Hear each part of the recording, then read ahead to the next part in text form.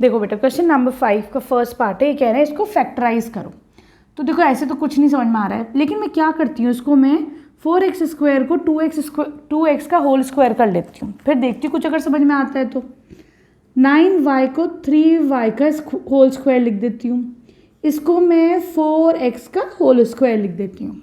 ठीक है, अब देखो जैसे आगे बेटा ये x इंटू वाई की फॉर्म में मैं एक अपनी अकल लगाती हूँ, मैं 2 बाहर लिख लेती हूँ, ये पूरा 12 है ना, तो मैं क्या करती हूँ इसको 2x, y क्या है यहाँ पे तुम्हारा 3y। देखना ज़रा इसको, ये 12 हो रहा है या नहीं हो रहा, 2 2 4, 4 3 12xy, ये यही बन के आ गया।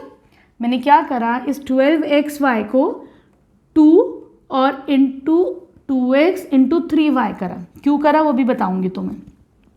यहाँ पे क्या है, अभी तुम माइनस का साइन ऐसे ही छोड़ दो, बल्कि प्लस लगाओ भी, प्लस 2y इंटू जेड है, तो मैंने y की जगह ले लिया 3y, z की जगह क्या ले लिया बेटा मैं, अच्छा ये z होगा, है ना, ये z होगा।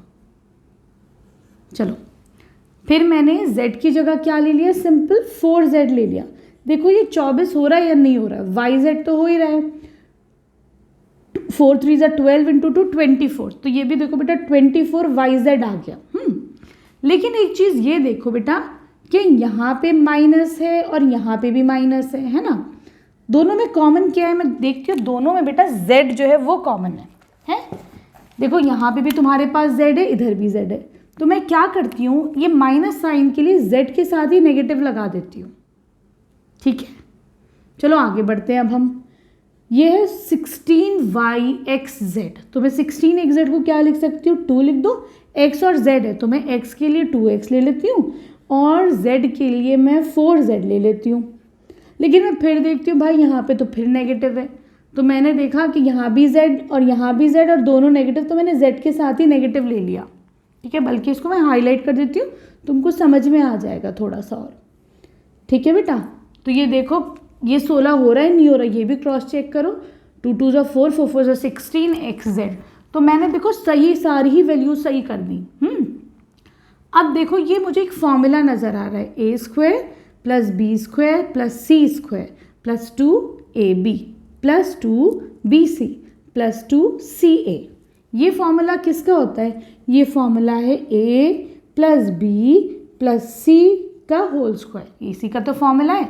लेकिन यहाँ पे तुम्हारे पास a क्या है 2x, b क्या है 3y और c क्या है 4z। हाँ ठीक है, इसका स्क्वायर। लेकिन देखो c जो है 4z नहीं है, c है तुम्हारे पास -4z, है कि नहीं।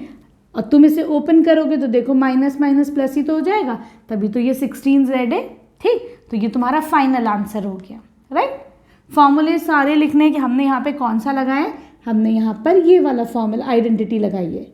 ठीक है, +2bc +2ca, ठीक है, ये वाली आइडेंटिटी हमने यूज़ करी है। ठीक, अब जैसे तुमने ये लिखा है, इसका एक तरीका ये भी है बेटा, हम क्या कर सकते हैं, इसको लिख सकते हैं 2x plus 3y minus 4z into again 2x square है ना, तो मैंने इसको 2 दफ़ा लिख दिया। ठीक, बात वही है। अब आ जाओ सेकेंड पार्ट पे। देखो बेटा सेकेंड पार्ट में ये तुम्हारे पास है, इसको फैक्टराइज करना है ना, थोड़ा सा तुमको इसमें ध्यान लगाना पड़ेगा। 2x का स्क्वायर है, तो देखो अगर मैं √2x इंटू √2x करती हूँ तो देखो √2 इंटू √2 2x स्क्वायर, सिंपल तुमको यही मिल रहा है। तो मैं इसको कैसे लिख देती हूँ बेटा, √2x का होल स्क्वायर। ठीक है, अभी देखो मैं ऐसे क्यों कर रही हूँ, तुम्हें एक सीधी सीधी ना एक आइडेंटिटी नज़र आ जाएगी। चलो आगे बढ़ते हैं। ये क्या है बेटा, सिंपल, ये तो y का स्क्वायर हो गया। अब 8 देखो बेटा, 8 को फैक्टराइज करो, 2 4 8, 2 2 4, 2 1 2। ये मैं कैसे लिख सकती हूँ, 2 इंटू 2 इंटू 2, 8 को ऐसे लिख सकती हूँ। तो देखो अगर मैं इसको अंडर रूट में लिखती हूँ, मैं अगर इसका स्क्वायर रूट निकालती हूँ तो ये कितना हो जाएगा, क्या बाहर आएगा, 2 बाहर और ये वाला 2 अंदर, है ना। तो 8 क्या होगा बेटा, 8 जो है इसका स्क्वायर हो जाएगा। राइट, मैंने इसको कैसे लिख दिया बेटा,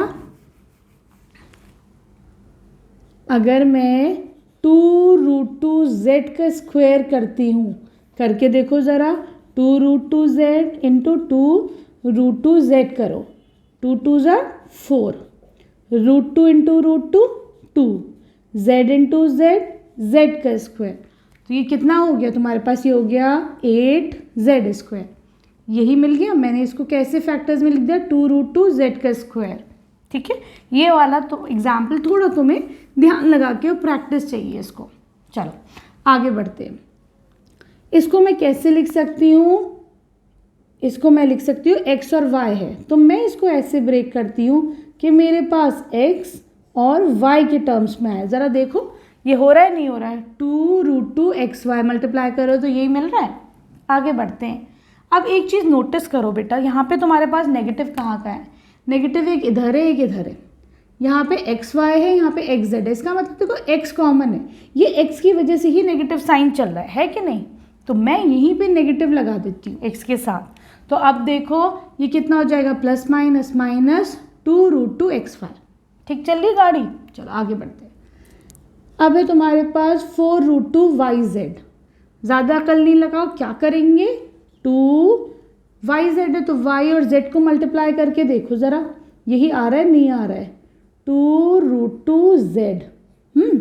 तो देखो 2 2 ज़ा 4, ये कितना हो जाएगा 4√2yz, यही आ रहा है, हाँ यही आ रहा है बेटा, है कि नहीं। तो मैंने क्या करा, खाली मैंने 2 एक बाहर लेकर y और z को आपस में मल्टीप्लाई करा दिया, तो मुझे यही रिजल्ट मिल गया। ठीक, अब है तुम्हारे पास 8xy 8xz, तो 8 के लिए 2 बाहर लो, x और z को मल्टीप्लाई करके देखो ये आ रहा है नहीं आ रहा है, x z क्या है 2√2x। ठीक है,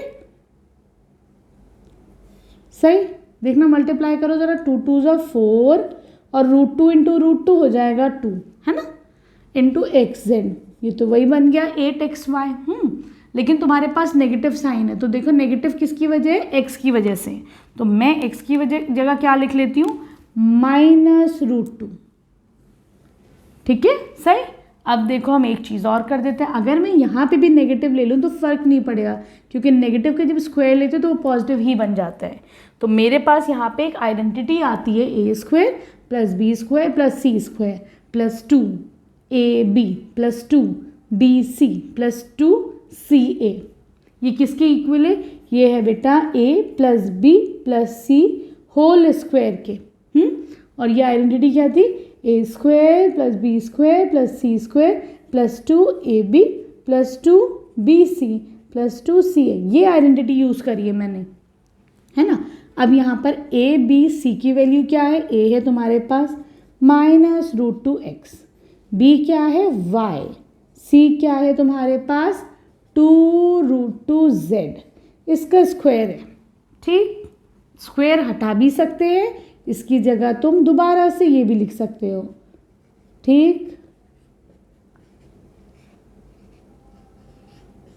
सही है, आई होप अच्छे से समझ में आ रहा होगा। अब आ जाओ तुम क्वेश्चन नंबर 6 पर।